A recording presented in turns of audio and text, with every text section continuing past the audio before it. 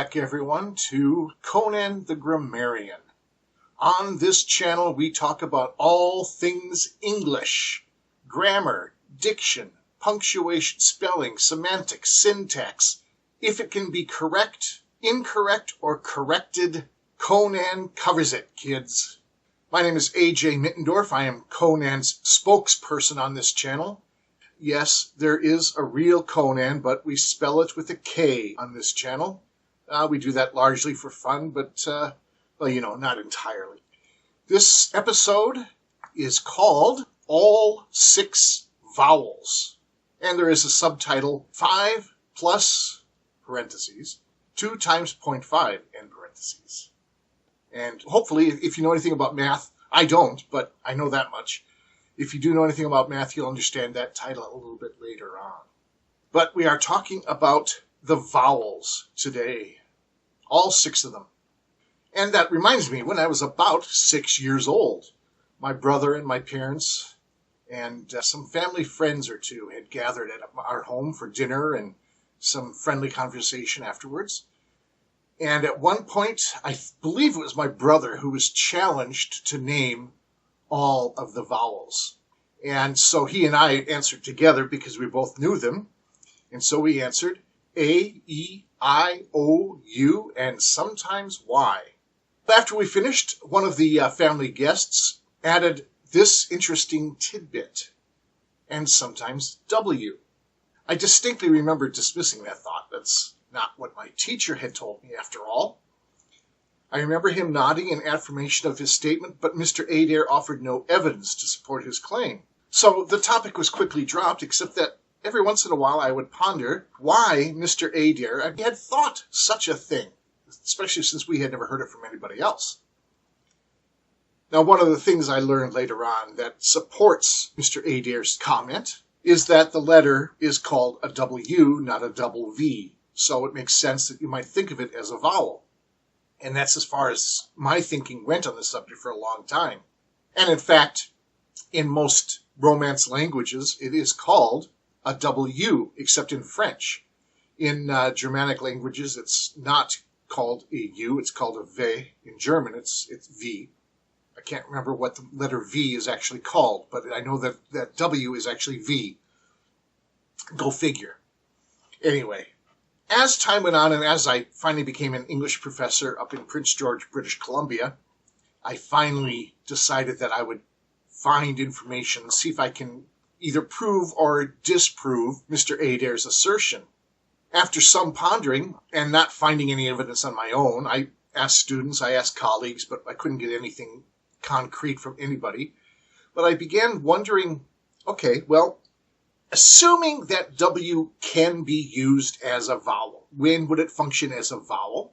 And when would it function as a consonant? And I remember learning long ago in grade school when the letter Y acts as a consonant and when it acts as a vowel. And it's pretty simple. If the letter Y begins a syllable or even a word, that's when it's used as a consonant. If it comes at the end or in the middle of a syllable or the end of a word, then it's used as a vowel.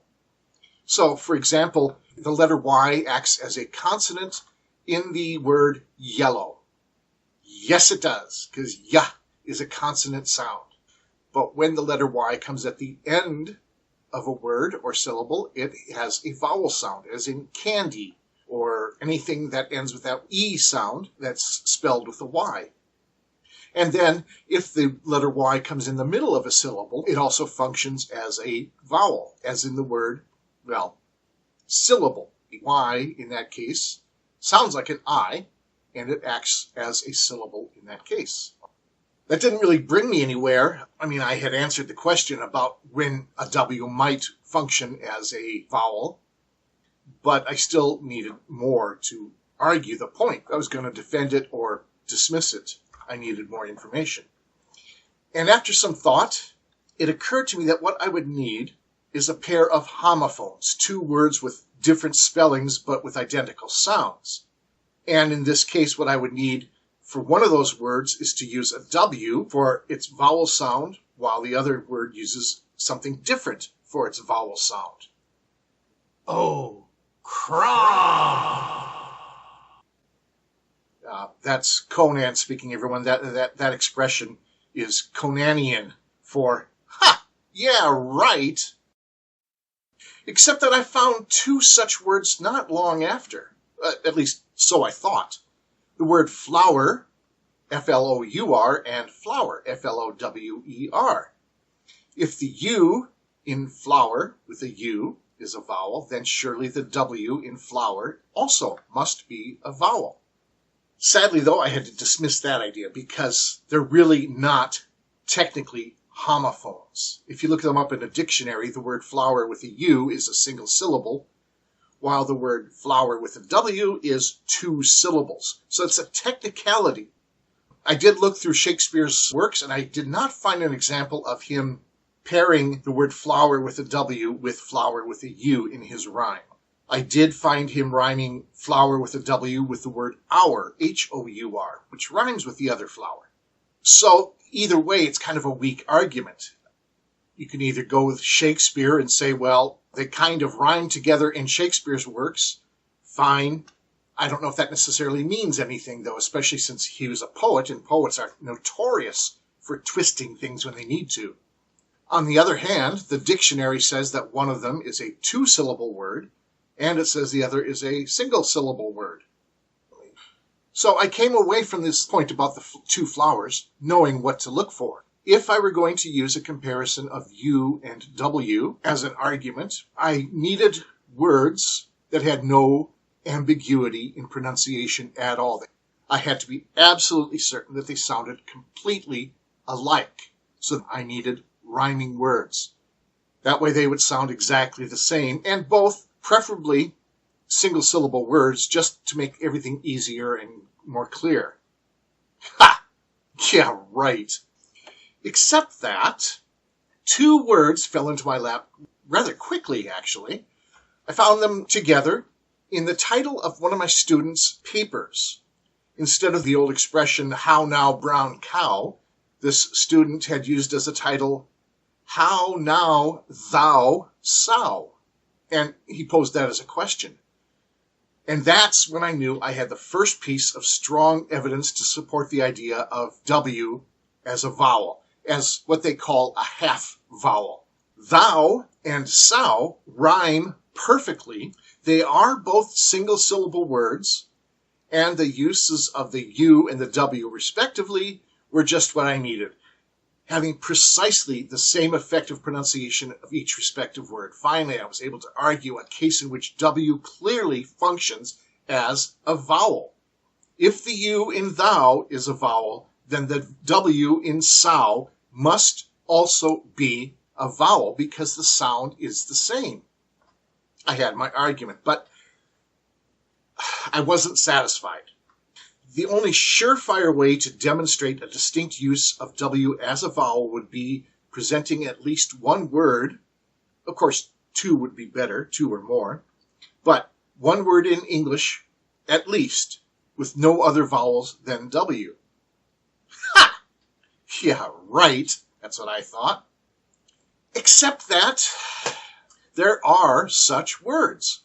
They are rare, very few of them, and they are rarely used. And they're also adopted words, mostly from the Welsh, but they do exist in English and in English dictionaries. I was introduced to the first of them by a friend of mine named Sarah. She had a grade 4 class in the States, and they were assigned to search the dictionary to find any word without a vowel. And they came away with the word cruth, C-R-W-T-H, cruth. Now, sources are divided on its pronunciation. Some pronounce it as a rhyme for broth, while others rhyme it for truth, as I do, cruth. But regardless of which of these you use, there can be no doubt that the W functions as a vowel, plain and simple. A cruth, by the way, is a musical instrument with strings, and it's played with a bow. It's somewhat reminiscent of the violin and is associated with Welsh and English medieval folk music. In the 21st century, some people actually call that instrument a crowd, C-R-O-W-D, rather than a cruth. But the English word is cruth. But cruth isn't alone in English. There is also the word cooch, C-W-T-C-H, pronounced cooch as in Oochie Woochie Coochie Coo. If you're a Star Trek fan, you'll understand that reference. And in fact, the word means to cuddle or to be ensconced. And we also have the word coom, C-W-M, which is pronounced coom, although they have anglicized the spelling these days to C-O-O-M-B. But the original spelling is C-W-M, and that's still considered correct. So in some places it's anglicized and sometimes it's not. Now, I felt that my argument was much more solid. I found 3 words with no other vowel but W, but I still wasn't satisfied. It could be argued that perhaps cruth, cooch, and coom were simply English non-words spelled without vowels, like sh. And if they are, that would mean that the W is not a vowel either in cruth, cooch, or coom. In order to placate all my skeptics, and that's what I wanted to do, I would need to find standard English words that don't use vowels at all, and I would contrast them with these words. Ha! I hear ya. Yeah, right, you're saying. Well, except there are words in English, usually used as interjections or as onomatopoeia, that are spelled without vowels. Yes, they do exist. Just for your information, if you don't know, an interjection is a word that you put usually at the beginning of a sentence that expresses an emotion. Ouch! Or wow! Or cool! Or far out, dude! Those are all interjections. An onomatopoeia is a word that sounds like what it means. So if you have a horse, it goes clippity-clop down the street. Clippity-clop would be onomatopoeia. Sometimes the word pop can be used as onomatopoeia and things like that. So, in standard English, there are these words, and they are even recognized in dictionaries and by common spell check software, believe it or not. There is a problem. When you look at these words that have no vowels, you'll notice that the consonants that comprise them flow in pronunciation from one to the next with no need for a vowel. That is to say, these consonants, when they're pronounced, don't need a transition between them. They are then simply glorified consonant blends or digraphs. They're just used to convey meaning independently. For instance, one can pronounce P-S-S-T, pst, without needing to say past, pest, pissed, post, or pust, right? You can just say pst. There's no need for a transition. There's no need for a vowel. Other examples include the surname ng. Not good enough. I still needed words that are spelled without vowels, but that do have vowel sounds. Oh, crom! You said it, Konan. Ha! Yeah, right. Except that there are at least 2 such words. Nth, as in the nth degree, and TV. Now, the word nth has an implied sound, the short E sound. At the beginning, one could spell it E-N-T-H if you wanted to, because that's how it's pronounced. So it has a vowel sound, nth degree. As for the word TV, people may argue that that's just an abbreviation. But it isn't. Not anymore. It may have started as 2 discrete letters used to substitute a longer word, television, but it is no longer presented with periods for an abbreviation, and it has since gone into the vernacular as its own term. Ergo, TV is currently recognized not as an abbreviation for television, but as a synonym for it. And it distinctly has vowel sounds, giving glad company to cruth, coom, and cooch. Yay! But now let's not get ahead of ourselves here. I want to make sure that I'm completely 100% thorough. I want to be carefully, cautiously, completely thorough. So the flip side is, are there any vowels in words that sound like consonants? So I needed to find those. Ha! Yeah, right.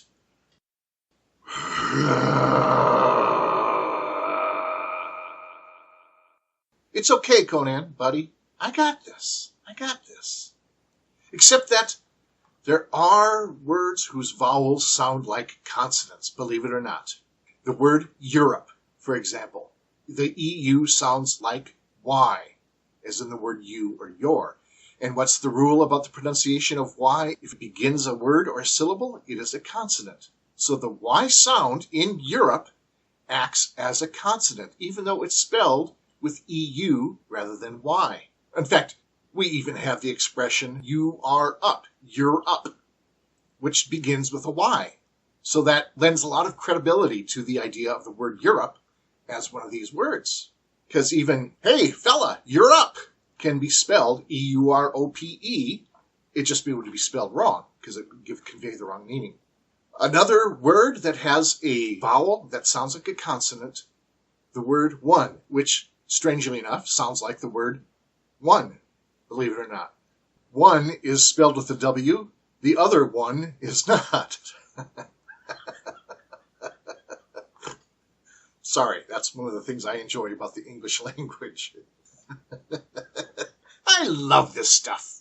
Okay, now, once again, I want to be thorough. I want to be complete. I want to do this the right way. I don't want critics to have any leg to stand on. I felt more confident at this point, but I wanted to be thorough, and I was also having fun. And I wanted to have more fun, not necessarily be more thorough. So I went on to have more fun. We have 3 words that have no vowels other than W. Now, if Y and W are both half vowels, are there any analogous words in English whose vowel sounds are provided solely by the letter Y? If not, then at the very least, there is a weakness in my argument. I need to find words with no other vowels than Y. Yeah, right. Except that there is an abundance of such words, thousands of them. And I'm not even going to try to use as evidence such trite and trivial and common words as flyby and myth and hymn and lynx and rhythm. Why, I wouldn't hear of it. But when I consider such words as pygmy and gypsy, I feel so satisfied that I don't even feel the need to mention the obscure words such as syzygy, symphysis, and synonymy. And yes, they are real words in English. In fact, there are even a number of words in English with double Ys, as in Sayyid, which is an anglicized Islamic term that is a title for a visiting dignitary, believe it or not, Sayyid. And I personally knew a family whose surname was Ruth, spelled R-Y-Y-T-H.